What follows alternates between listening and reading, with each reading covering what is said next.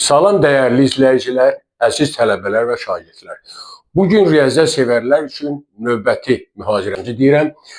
Burada müxtəlif tipli maraqlı məsələlər həll edəcəyik. Məsələ 1. Separator süddən 15% qaymaq ayırır. Qaymağın tərkibində 20% piy vardır. Adətən yağın çəkisi piyin çəkisindən 16% çox olur.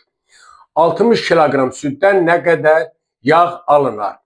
Deməli, bizdə verilir süd 60 kiloqram və bundan yağ almaq istəyirik. Birinci tapırıq qaymağın miqdarını. Qaymaq nə qədərdir?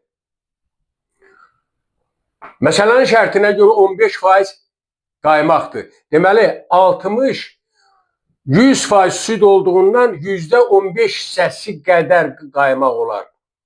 Bu bərabərdir 10'dan da 15, 5'e 2, burada da 3.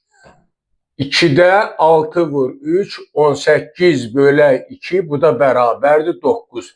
Deməli 9 kiloqram qaymaq var. İkinci tapaq piyin miqdarını. Piy nə qədərdir? Piyin miqdarı qaymağın miqdarının 20%'dir.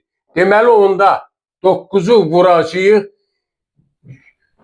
20 bölək 100'ə 5'də 9, bu da bərabərdir 1,8 kiloqram piy var.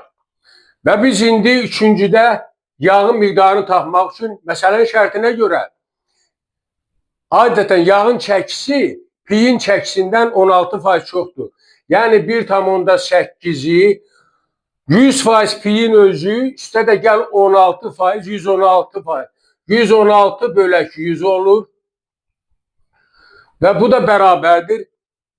Hesablamanı aparsaq 2,88 kiloqram yağ almaq olar. 2,88 kiloqram.